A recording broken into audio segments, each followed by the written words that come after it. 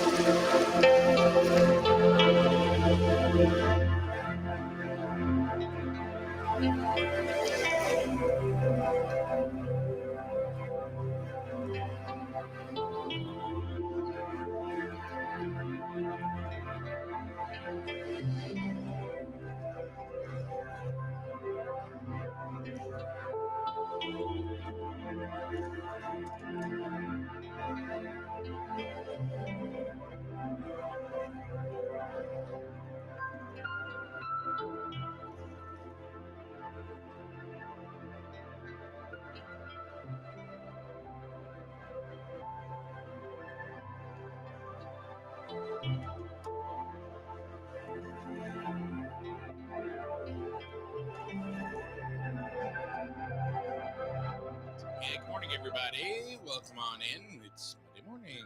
And a cold one at that. It's very, very cold, is it not? It is cold in the 20s. Yeah, I'm not used to it. I don't like it. I don't like it either. You don't have to like it. Nope. I don't like it. But I got up. My car was frosted up. I was big time frosted up. I think what I have to do. Oh, look! Oh boy, here it is. Nah. Yeah, I'll close it. Yeah, it'll keep the heat and your hotness in. I was gonna say keep the riffraff out. Keep the riffraff out. Look at that. Look at it. He'll turn on his camera. There he is. Da-da-da-da. What's going on, Michael? Not too much. What's up? No, we just started. We just started. We haven't done anything yet. Except complaining about the cold. Yeah. It's all frosted over, and I don't like it. I don't mind the cold at all. I don't either, to be honest with you. You know what's funny is that we're at home and the adults are like, put a sweater on. Kids are like, oh, it's so cold. It's so cold. And it's like they can't deal with it. And it's like, I looked at one of them a couple days ago. I said, well, then you buy the oil. The heat never goes above 68 in my house. Oh God. What is it now? And what you said is like over $4 a gallon? It's close to $4 a gallon. I don't have oil or gas. Oh, okay. I have high efficiency electric air handlers. Whatever. Whatever. Well, I just built the house, so Yeah. so I guess you could. I purposely did that to avoid oil and gas. I don't blame you. Yeah. So anyway, so how's the mortgage business? Michael Mish from the mortgage business. I don't know where to One say. Trust Home Loans. One Trust Home Loans? Yep. Okay, now you were left one company to go Yeah. to this one. Who are these guys? Tell Tell us a little bit about One Trust Home Loans. One Trust Home Loans is a mortgage bank, kind of like what I did when I was at Norcom. Yeah. A little bit different than when I was at Eastern, but Okay. moved over to them because they have more construction, which has obviously always been a focus of mine since I was at Eastern. More construction options, more portfolio lending like I had over there, which is, a good portion of what I do, and kind of have to go outside the box with a lot of stuff right now because it's a tough market. Well, that's why I'm glad you're here. So what's nobody knows. I never know really because I don't understand the whole mortgage business or the real estate market. Mm-hmm. Like when is the right time to buy? So funny. Is it ever really the right time? Yeah, you can't ever, it's like anything with finance or buying a house, a car. You can't paint everything with a broad stroke. It's why I like you could look and say, you know, kind of go back to like government solutions. You can't, not every state can fit within what the government says is good for one state, because what's good for one is different than the other, because we have such a diverse, you know, population of people. Right. Same thing in the mortgage business, real estate. You know, there's good times to buy, there's bad times to buy. But when people say, oh, it's a good time, like, is now a good time? You know what I mean? We're still at peak values. Mm-hmm. You're talking about real estate values. Yeah. Okay. Values haven't come down really. You're at peak interest rates. So that means you're at peak mortgage payments. Yep. Is it a bad time if you have to buy? No, I don't think it's a bad time. When I say have to buy, if you're moving into the area for a job at EB, or, you know, you're a baby boomer and you're selling one house. Okay, boomer. And buying another house, you know, if it works for your particular financial situation, yeah, then no. But to just be like, hey, it's, you know, let's go out to buy something just to buy something. If you're renting, if your mortgage payment's going to be more, you know, maybe. Now, when I say wait, I don't mean wait forever, because I think home ownership is definitely better than renting for most people. Yeah. But I would say, like, people are questioning right now. Rates kind of peaked probably at their highest, like within the last 30 days. They were up, almost creeping up to like 8.5%. Ouch. So now they've come back down just around or just under 8%. And so the people that I'm talking to that you have, you know, honest conversations with are, well, what's the difference if I were to buy now or wait till the springtime? And if you have an honest conversation with somebody, you're probably going to end up saying, well, unless you have to be out of your place, you know, the landlord's selling the house or something, it's okay to wait. You know what I mean? It's okay to wait 3 or 4 months. Like, values probably aren't going to come down much. Maybe they flatline. Yeah. Mortgage rates are probably going to come down a little bit, but not, you know, not substantially. Like, people think rates, I talked to a gentleman the other day, and he's like, I'm going to wait till rates get back down into the 4s. And I said, well, then you're going to be waiting for the rest of your life, because a 30-year fixed is most likely never going to get down into the 3s or 4s unless, you know, World War III starts or something like that. Well, which is a possibility. Yeah. But otherwise, you know, if I think rates are in the, but then there'll be nothing to finance. Right. So, but if rates get down into the high 6s by this time next year, then the election will have a big play into where they go from there. But I think a healthy economy, which some would say we probably don't have anymore, because of all the government intervention in the mortgage business. If you see rates kind of play out over the next 3 to 5 to 7 years in that, you know, 5.5 to 6.5 range, I think that's a healthy range for rates, because it wasn't healthy for them to get down as low as they were. People loved it, and it was great for some people. Right. But what we're dealing with now is a direct result of those super low interest rates. Got it. Yeah. Paul? Oh boy. I had a question on the tip of my tongue too. Is this the time of year that a lot of people take their houses off the market? I mean, nobody really wants to sell during the winter, right? I mean, I wouldn't say take your house off the market. What I think a lot of people, this was traditionally, if you look for real estate, for mortgage individuals, Thanksgiving, Christmas into January was traditionally always a slower time. Right. Now you have a lot of, say, newer people that have gotten into the real estate or mortgage business in the last 2 or 3 years. And it's been, 24/7, 365. So now we're coming into a stretch that traditionally was slower. And they're like, well, what's going on here? And it's like, well, November, December, January, February tend to be slower times for those. So I think we're coming into more of like a normalized market. But it is definitely a little bit more difficult because of how low the inventory is. Yeah. Like, I think they say for real estate, a healthy market has a 6-month supply of houses. And I think right now in Wyndham and New London County, we're at like a month and a half to just under 2 months supply. So it's still, there's still no inventory.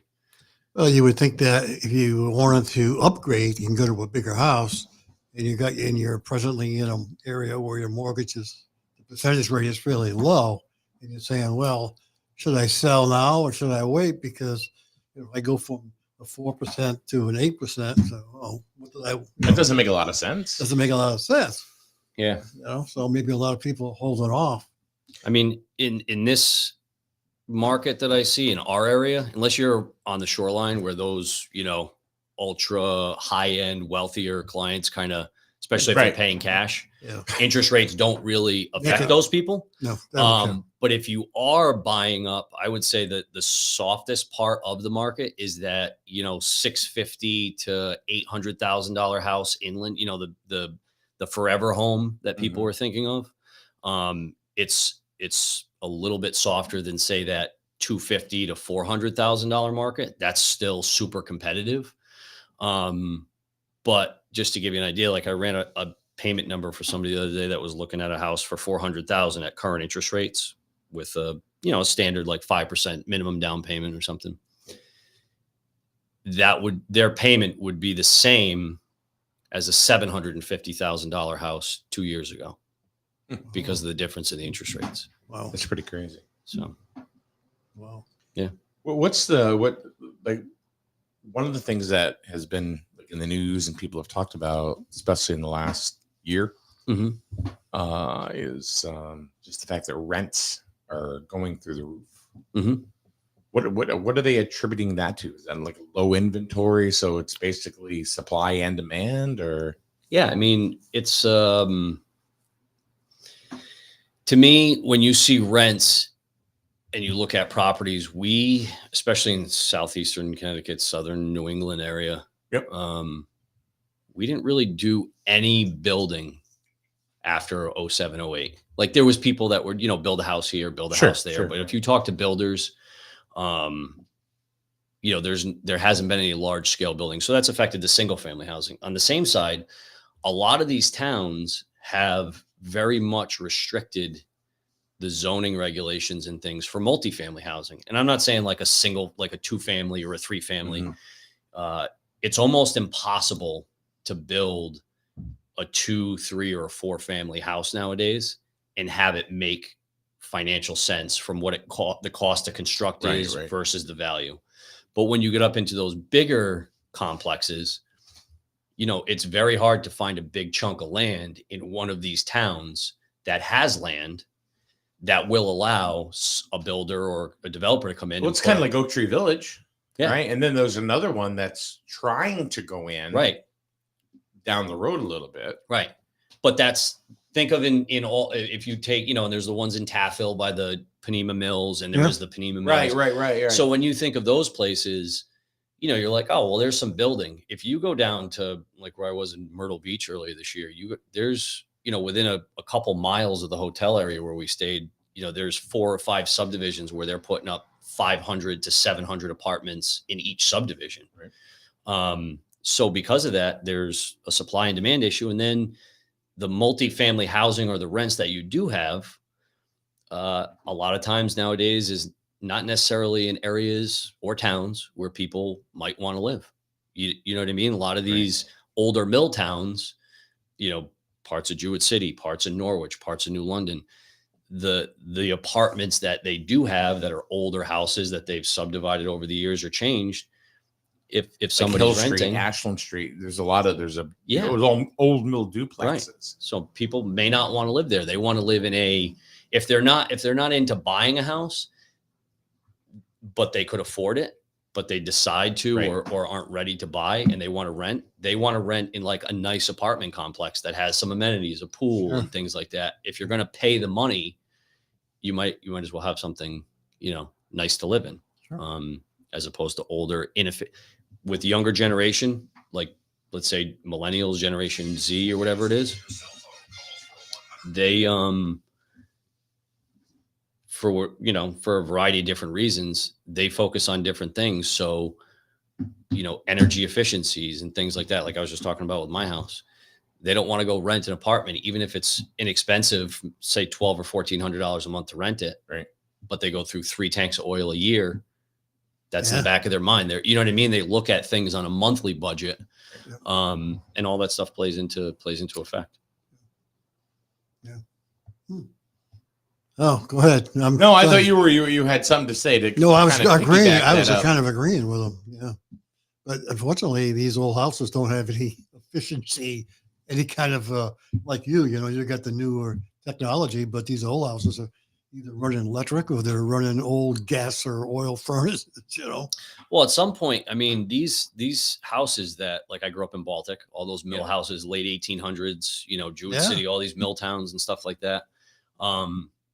People always say that, well, I want to build something to last forever. Houses they have an effective age, and where the codes are for efficiency and all this different stuff, you start to get to a point where, unless these houses have been renovated, let's say in the last 10 to 15 years, these older houses are getting to the end of their effective age. Yeah.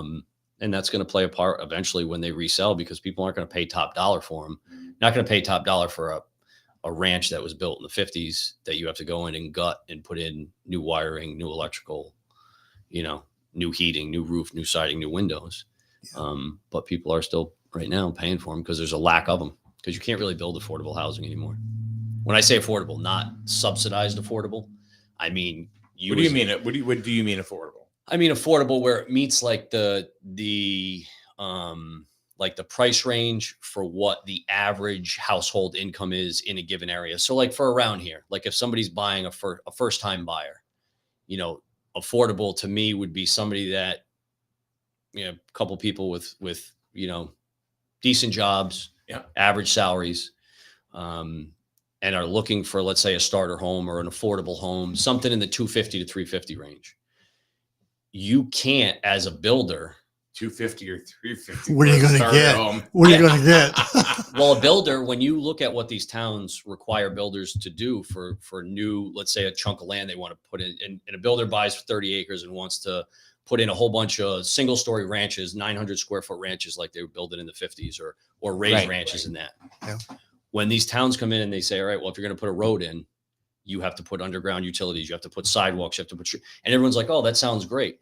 Well, when that stuff comes out to be like, a quarter-mile road that costs the builder $1 million, and that has to be broken down over the number of houses. Right. There's got to be absorbed somewhere. Yeah. And there's fixed costs with building a house. If a plumber says, hey, I'm going to charge the builder $1,000 for every fixture for every bathroom that goes in. So $1,000 a bathroom to finish it. Well, if it's a 4,000 square foot house with 3 bathrooms or a 900 square foot with 2 bathrooms, that spreads the cost over more, a bigger price tag. So it's hard to build things in that 250 to 350 range. Yeah. Yeah, it's something. I don't think people think about that. I know I sure as hell don't. Yeah. When it's the cost of doing business, and it's just like just like rules of business where, you have to, if your expenses are up, you've got to get it back somehow. Yeah. Yeah. And I guess I never looked at it like that. Like if somebody was going to come in and build a development, they have to make sure that they make money.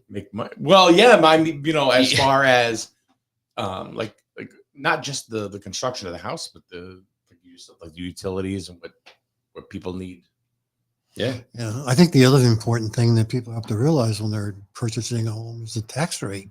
Because, you can have $1,000 mortgage, but if the tax rate is high, man, you forget to add that on top of that, So that's why, towns got to be careful, because if you have a high tax rate, people aren't going to move you. They're going to go to the next town over because of the taxes.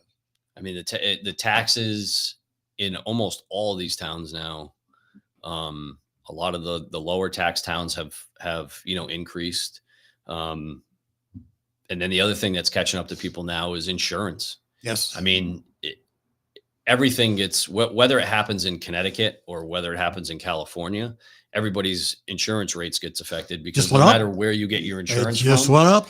There's only about 3 or 4 large reinsurance companies that back all of, the state farms and all these other states and stuff. So insurance rates are one of the things that I've seen. We'll go back to that $250,000 to $350,000 house ranch. 3 or 4 years ago, you could get an insurance policy on that house for $900 to $1,000 a year. Yeah. Now I'm seeing people going to get a quote for an insurance, and that house is $2,000 to $2,500 a year. And then the taxes went from $2,500 to $4,000 a year. All those things start to add up, Yeah. Yeah, and they're not fixed. They just keep moving every year, not like your mortgage. Right. You know? Yeah, exactly. I mean, that's why people are moving out of Florida. If they can't afford to pay for the insurance. Yeah. You know? But I heard a lot of people are leaving Florida. They're leaving Florida because there's insurance. Okay. Because all the hurricanes they've had down there and the insurance is out of sight. So plus the flood insurance. So Got it. a lot of people are leaving. Let's see. Joe makes a comment. Says those fancy apartment complexes or condo type places with pools and set amenities are $2,000 a month or more. Mm-hmm. It's insane. Mm-hmm.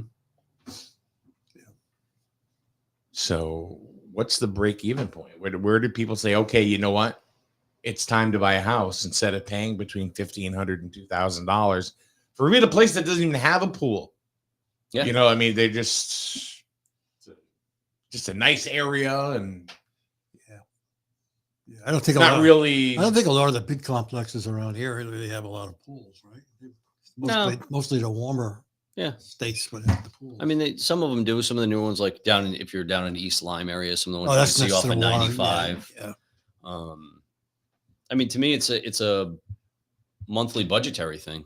You know what I mean? Where people want to put their money. Plus the condo fees. Yeah, you have condo fees. Yeah.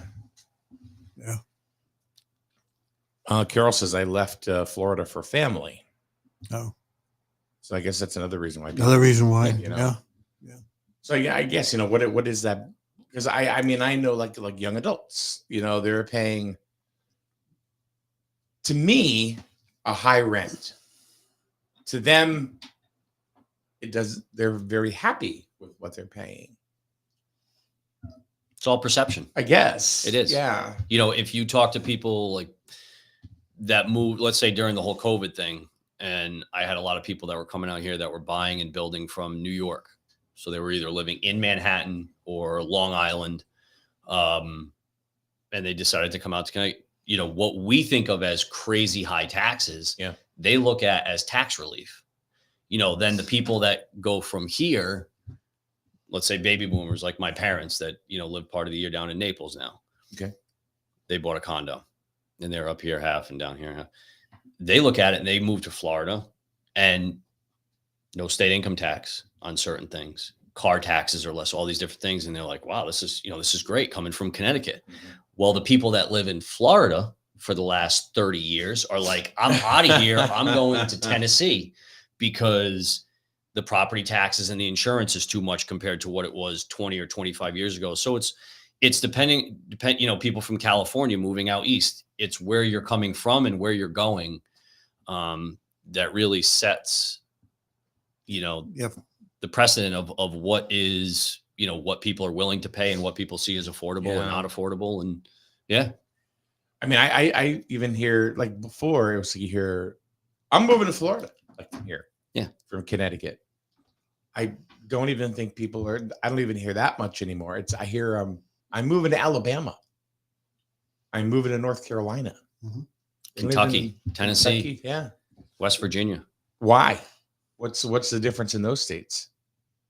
If I was going to move down there, well, I mean, if I didn't have family all in this area, I have an idea, but like for example, from a mortgage standpoint, I mean, what's the big deal? House prices, okay. Well, this is the thing. So if you can, but isn't everything relative? I mean, compared to depends on where you work and what you do for a living.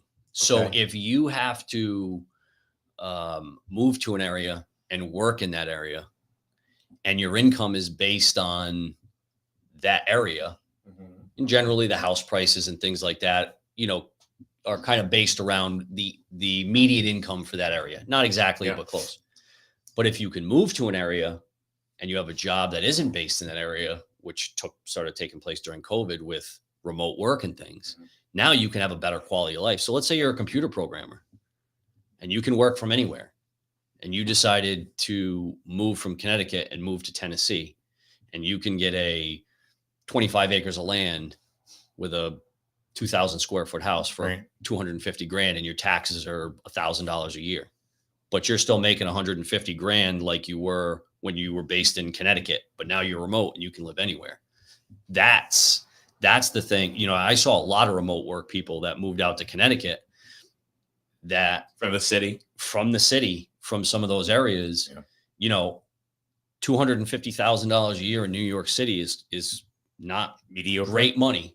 $250,000 in southeastern Connecticut, which is still, you know, compared to the other side of Connecticut River. I mean, you know, into Massachusetts, outside of Boston, we're kind of like a, you know, we've lagged over the years, and I think after COVID, you know, people saw that you can still buy land cheap out here. But prices are catching up to that. Prices are catching, and they're going to continue to, you know, and the market will determine that, you know, supply and demand. Yeah. You'll have more people moving that born and raised in this area that were, you know, like I was, and my parents, some middle class, blue collar workers will continue to be pushed out, I think. Yeah. And you'll continue to see it, you know, have more people move in from, you know, higher paying jobs that can, you know, pay those salaries. Yeah. I think the old thing that's happening too, if there's a house available, you got people bidding on top of bids, you know. Still, absolutely. So, that's still happening. Yep. Yeah, it almost seems like, you know, buying a house is like almost auction style now. Yeah. Yeah. So you wait and say, okay, take the highest bid from a seller's perspective. Yeah. Well, sure. And then you got to get out quick, which makes it even tougher. So you're going to sell your house. You got to make sure you know where the hell you're going. Yeah. Yeah. There's a lot of, I think that's the housing market, and the difficulties with the housing market, I think, are indicative of the overall economy right now. You know what I mean? Nobody really, the economy to me, I always tell people, is it as much as it is the numbers that you hear in the reports, the economy is always it's a feeling. And, you know, the last couple of years, people started feeling less and less, you know, positive about where the next year or two is going. Mm-hmm. And when that starts to set in, you know, you're not sure which way to go, what to make a move. Should I buy? Should I not buy? You know, is my job safe? You know, maybe people aren't getting laid off, but maybe a year or two ago they could work unlimited overtime, and now they can't. They can't. So now they're only making what their base is, and they racked up some credit card. All those little things you start to see, and money's, you know, the money supply is getting tighter, so people can't freely go out and just open up another credit card and put money on that to live. Things still cost a lot. There's a lot that goes into it. Yeah, because I mean, think about it. Not just the mortgage you got to worry about per month. It's the food budget, your regular daily living budget, your car payment, and all that other stuff on top of, you know, a mortgage payment. So, I mean, food prices are, to me, unreal. Oh, they are unreal. I mean, I bought, you know, we spent $150 yesterday at Walmart, and we didn't even get like a half a carriage of groceries. Yeah. It's unbelievable. So I'd say with the family of four, we spend $350 to $500 a week on groceries. I believe it. And we buy a whole cow and keep it in a freezer. Yeah. I buy a farm share for vegetables from a farm in Canterbury. Oh, okay. Russo's Roots.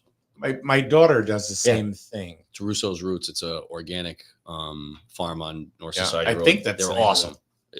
So if that's that $300 to $500 a week is not factoring in all those vegetables and all that meat that I buy, just going to the store for the other normal stuff. I mean, you go, it's $100 a bag when you go. That's about right. You know, so yeah, it's expensive. Very expensive. And is that all through the year, or is it just in for the vegetables? No, for the vegetables. Oh, so I do a summer share and a winter share. So it starts in like May, goes all the way to October, and then it's like November, December, January, and I still get. So there's only like a month or two that I don't get fresh vegetables from them. I get honey from them. They have it's cool. They have a farm share there or a farmer's market you can go to. Oh, yeah, it's a good spot. Support local. Let's see. Victoria says, my middle son just finally got a house. They looked at over 80 houses and put offers on 10. They were outbid on all of them. It's crazy. Yeah. That's what she says. Oh yeah.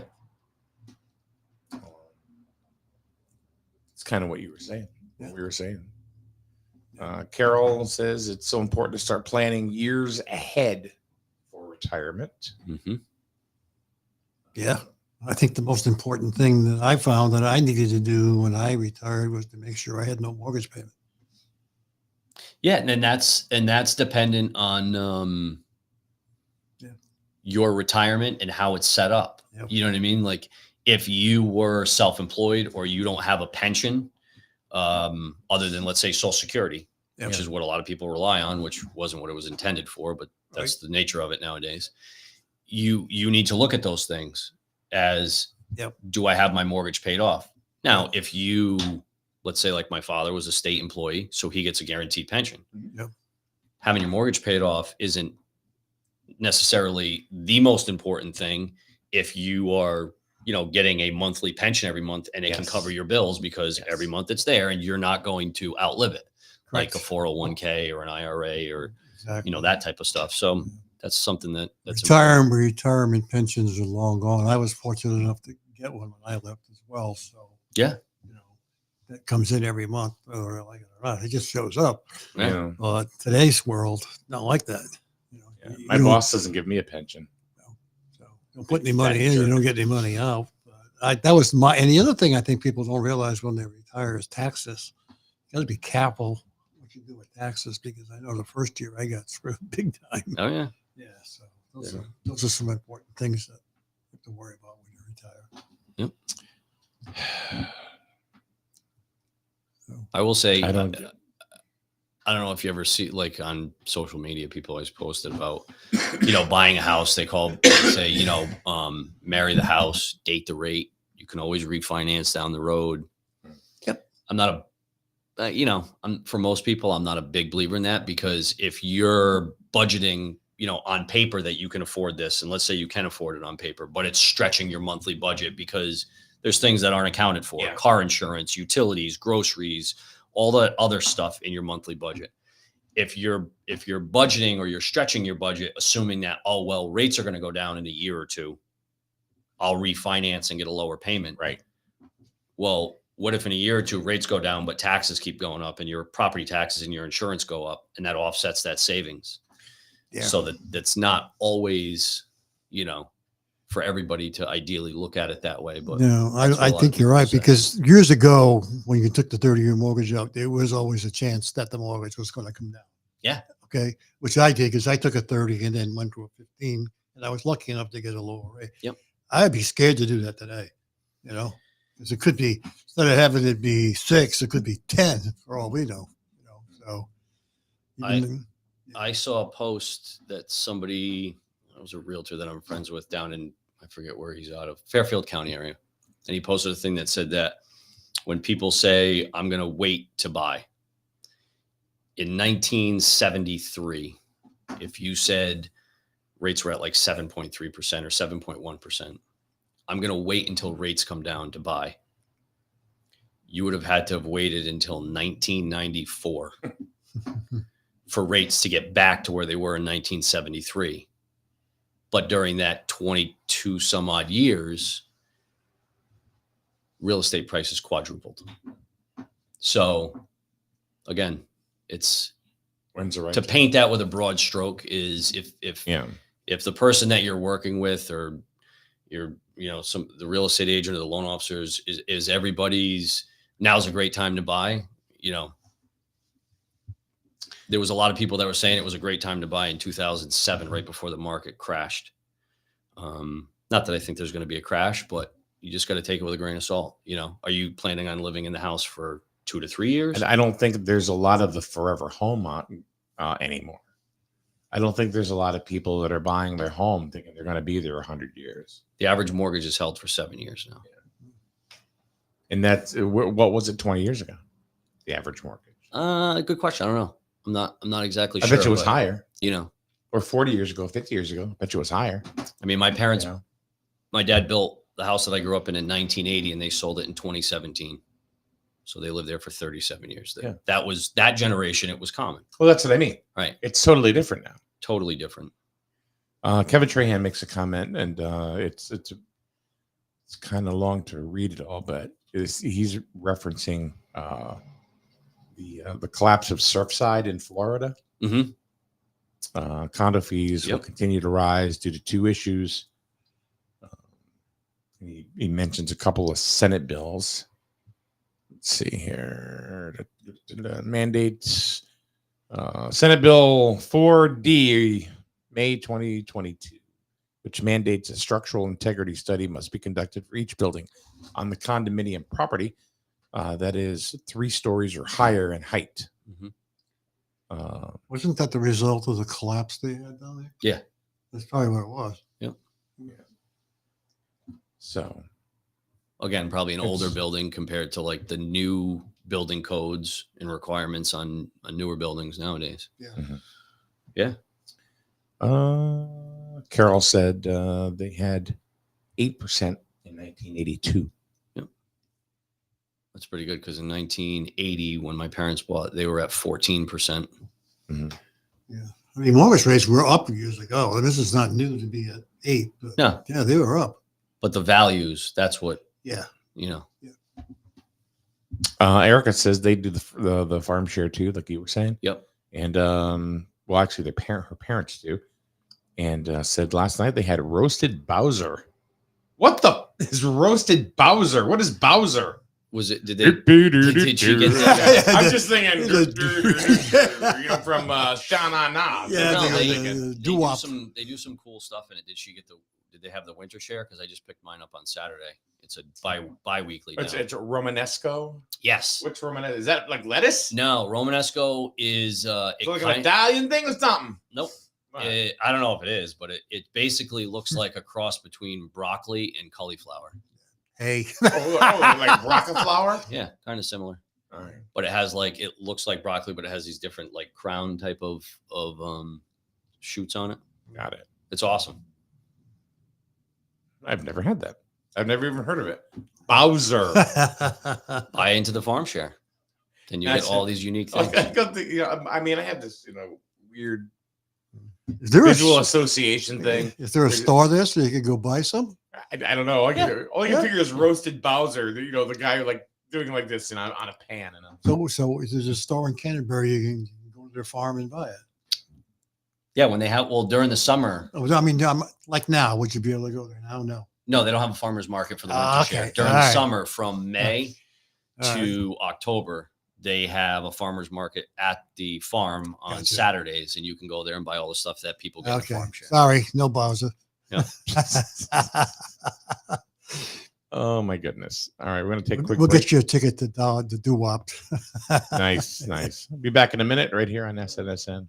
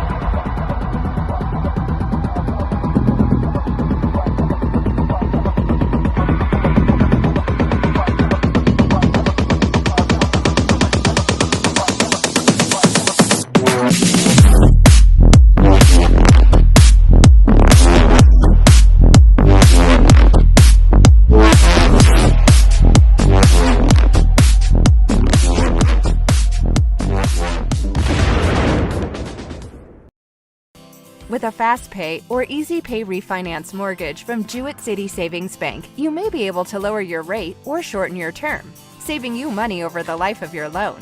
To give your current mortgage a refresh, stop by your nearest branch or visit us at jcsbank.com to apply online. We make that fast and easy too. Jewett City Savings Bank. Your life, your bank. Member FDIC. Equal housing lender. Buy better. Better with birds. Much better. So much better with birds. Are you tired of of resetting passwords, getting locked out of websites, and listening to hold music for days? Do you really think 15 minutes is enough time to spend ensuring your biggest investments? The Burns Agency is here to help with in-person real-time customer care for all your insurance needs. Buy better with the Burns Agency for auto, home, business, and life. Right insurance at the right price. You buy better at Burns. You buy better at Burns. You buy better.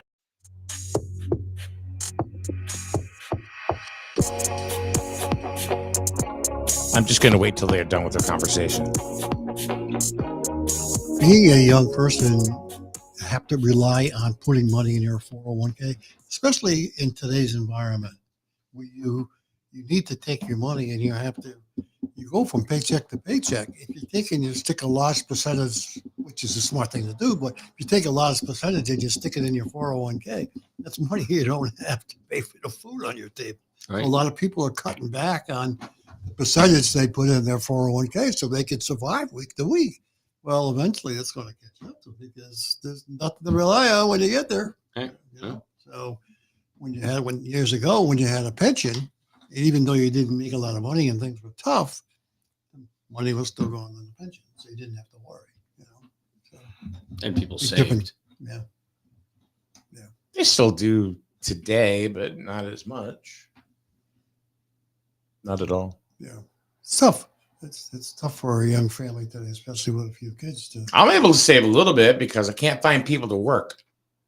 oh, So I got to do it all myself oh, because nobody wants to work. oh.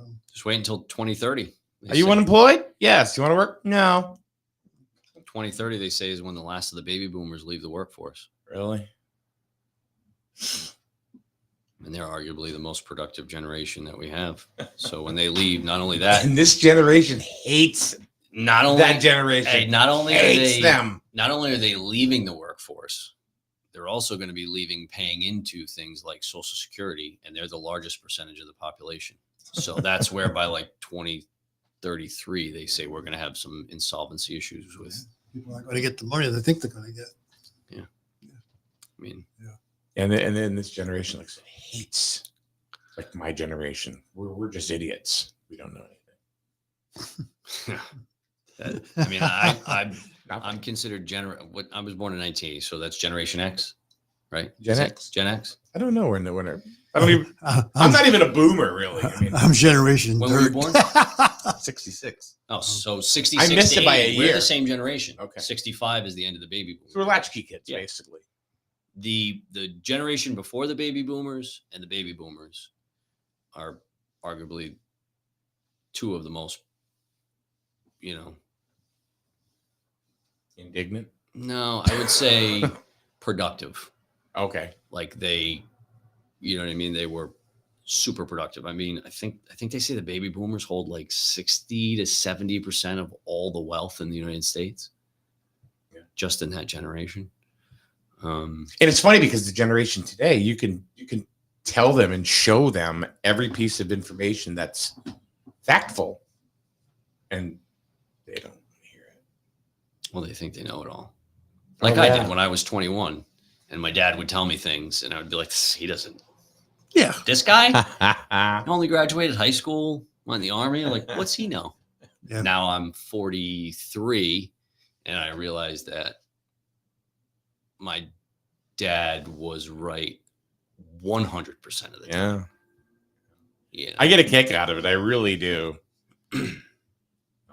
Absolutely, I do get a kick out of hearing the kids today or the young adults, and they go, you don't know what you're talking about, bro. Well, what they don't realize is being older, that you've gone through a lot of this stuff and you've learned through some of those mistakes and some of the heartaches, problems you had growing up. So now you can pass that information on, and it makes sense, but they don't want to listen. Yeah. Wisdom. It's in real estate because you went through it. I mean, I had a hard time as well. I didn't have it easy. Neither did I. No. I mean, I had to work at 2 jobs to survive, for Christ's sakes. I mean, it's not any different than it is today. Yeah. You didn't have any money, you had to work for it. I mean, it's tough for Paul. I mean, he worked for Eversource, and on the weekend he was turning tricks. So I mean,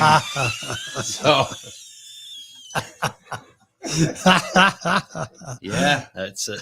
Hey, teach their own. Hey, girl. Teach their own. It didn't always work for Eversource. Everybody here actually worked for EB at one time. The leather choker. If you lived in southern New Soup. England, you worked at EB. Chains. It's funny that you say that about like the younger generation knows having kids now. I'm trying to raise my kids with nothing of the way most people are being raised nowadays, and going back to raising them the way my parents or grandparents, you know what I mean? They don't have tablets. They don't go on phones. Right. We don't have cable. We do have a little bit of TV. They don't go on, the computer unless it's to watch like a nature program. I have them outside. My wife has a horse farm, so working on the horse farm, working with my father-in-law, doing excavation and that type of stuff. And when I was growing up, although my father was, blue collar carpenter before he went to work for the state, I was always looked at that stuff like, well, I'm not going to do that stuff. I'm going to go to college, and then I don't have to do any of that stuff. You know what I mean? Not realizing that, you knowing all that stuff is important, and those trades are vastly more important nowadays than than my diploma, which is not worth the paper it was written on. They need electricians. That's true. Plumbers, HVAC, all those trades that Eversource, linesmen, all the lineswomen, whatever, you know what I mean? I don't. Yeah. That keep this country running, for so long, were discounted as like, oh, the kids that can't make it through high school go to do that. And it's like, we should be pushing that so much more. Those are good jobs, good trades. Yeah, there was a commercial on TV I saw the other day, and it kind of like, wow, because it was an advertisement. They do it comparing linemen. Well, the NFL has linemen, Yeah. as you know, and they said the only true lineman is the lineman that works on poles. Yeah. I thought it was kind of, wow, that's something. Yeah. It's The true. backbone of this country. Yeah. It's, Programming note: tomorrow we will have Pepe Thibodeau on.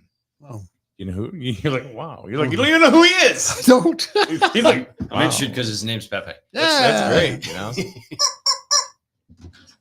Yeah. Wow. That's great. Pepe. Pepe. Yeah. Pepe. Pepe. Not Pepe. Like. Who's Pepe? Hey, Pepe, come here, I'll gum ya. Who's Pepe? Pepe. Yeah. He is the gentleman that is put himself really in responsibility of the gazebo. With all of the, yeah. with all of the snowflakes and Eric says snowflake guy. Yeah, did a nice job down there. Yeah. So, but I guess there's a lot more to it that meets the eye. So he's got to come in and talk about that. Oh, good. Tomorrow. Good. It'll be more interesting than people will realize. He's I mean, it's a cool story anyway, but there's more to it. Oh, good. So we'll get to visit with Pepe tomorrow. We've never had him on the show. He's been doing the snowflakes for I think the last couple of years, right? at least. Yeah. Last couple of years. At least. So when you drive by Veterans Memorial Park and you They're see really that, nice. They're really nice. yeah, you can thank Pepe because he's the one that goes down there and puts them up. Yeah. Tell us, Mike, where we can get in touch with you now as far as mortgages, and if somebody's looking to buy or if they're looking for information. Like I know, I mean, Well, they can. my story with you is the same. Yep. It's, I mean, it took like 2 years, but you were always available. You never blew me off. And then finally we got it. We found a situation that it worked. And, but it was the information that you gave us right on through. It was a long-term situation. Yeah. And Planning. yeah, That's important. Mortgage planning with somebody wherever you are for a mortgage. It's always good to have somebody, when you find that person that you want to work with, to, touch base with them once a year, like you touch base with your insurance agent or a financial planner if you have one, mortgage person, to talk about different situations that can come up. That's a good point, because a lot of people don't realize that with the cost of housing going up, you have to increase your insurance. Absolutely. If you don't tell them, I don't think they do it automatically. So No, you absolutely should be. that's You know, the other thing that people fail to do. Yeah. You know, being adulting, as I call it, you know, those things are, it's important to check on them, and not everybody wants to deal with them. So there's nothing wrong with that.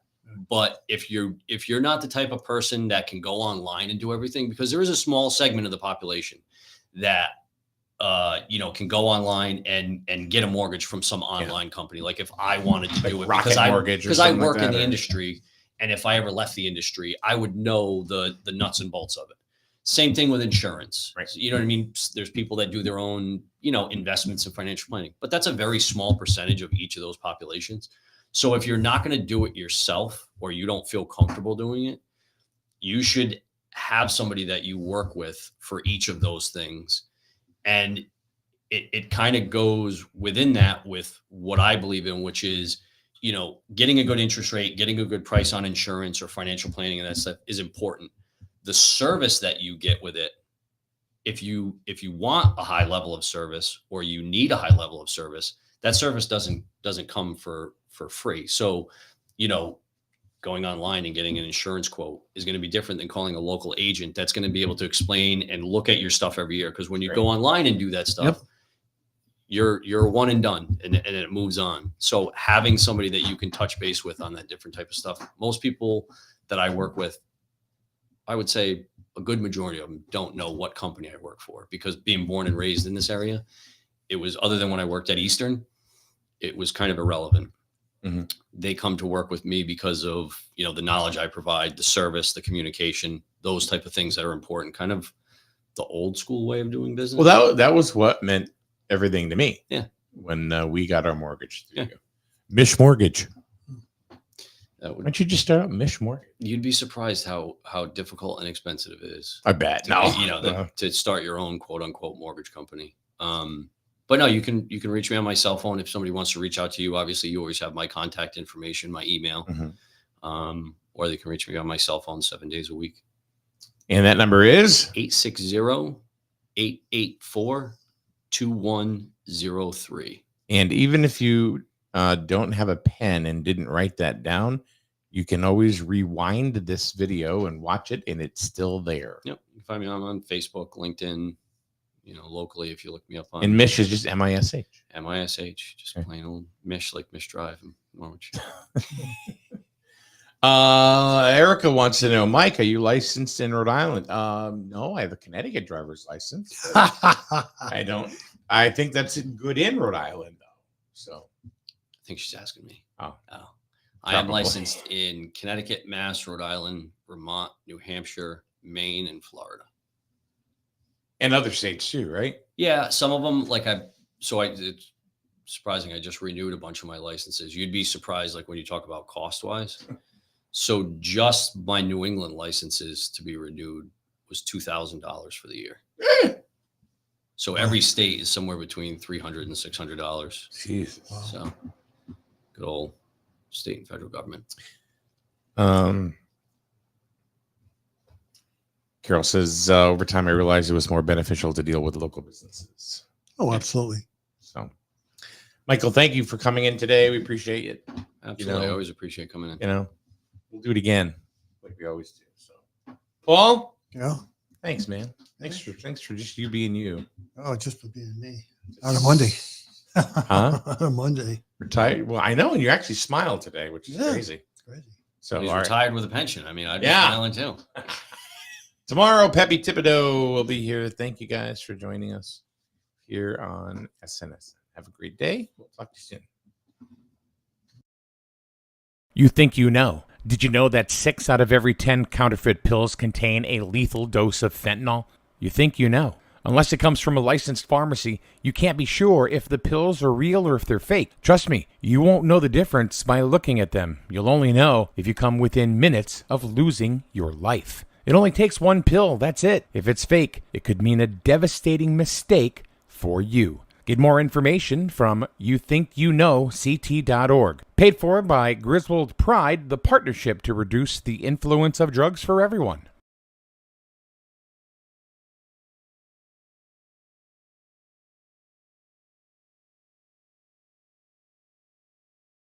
It all the time. I love to support local business. Look to a business that also supports the community in return. If you're looking for both of these qualifications, then Winton Automotive on North Main Street, Jewett City should be your choice for auto repair. Ken Winton is local but supports local teams all year long. From oil changes to engine repair, Winton Automotive can do it all. Find them on Facebook or go to a youth sporting event and you'll probably see Winton Automotive on somebody's jersey. Winton Automotive, North Main Street, Jewett City, proud sponsor of Wolverine Athletics.